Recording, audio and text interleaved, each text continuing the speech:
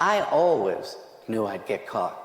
Only a fool would think otherwise. We thought in a couple of years that would all be forgotten and move on with our life. I never dreamed that Catch Me If You Can would go on to earn more than $1 billion for DreamWorks and be shown over and over, literally every week on HBO and TV. So consequently, every Monday morning when I come to work, I have emails. They come from all over the world. Some say, you know, you were brilliant. You were an absolute genius. I was neither. I was just a child. Had I been brilliant, had I been a genius, I don't know that I would have found it necessary to break the law in order to just simply survive. And while I know that people are fascinated by what I did some 50 years ago as a teenage boy, I've always looked upon what I did as something that was immoral, illegal, unethical, and a burden I live with literally every single day of my life, and will until my death. How could I tell you my life was glamorous? I cried myself to sleep till I was 19 years old.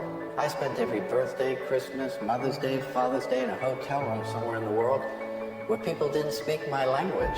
I never got to go to a senior prom, high school football game, share a relationship with someone my own age. I always knew I'd get caught. Only a fool would think otherwise.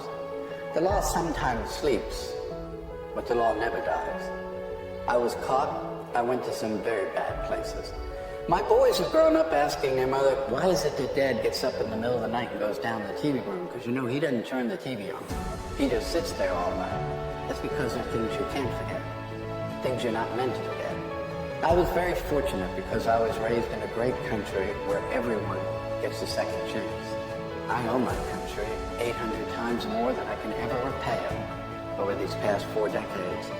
That is why I'm at the FBI today, 32 years after the federal court order expired requiring me to do so. I have turned down 3 pardons from 3 sitting presidents of the United States because I do not believe, nor will I ever believe, that a piece of paper will excuse my actions, that only in the end, my actions will. And to those men in the audience, both young and old, I would remind you what it truly is to actually be a man.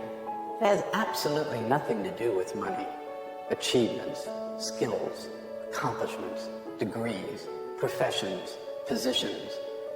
A real man loves his wife. A real man is faithful to his wife.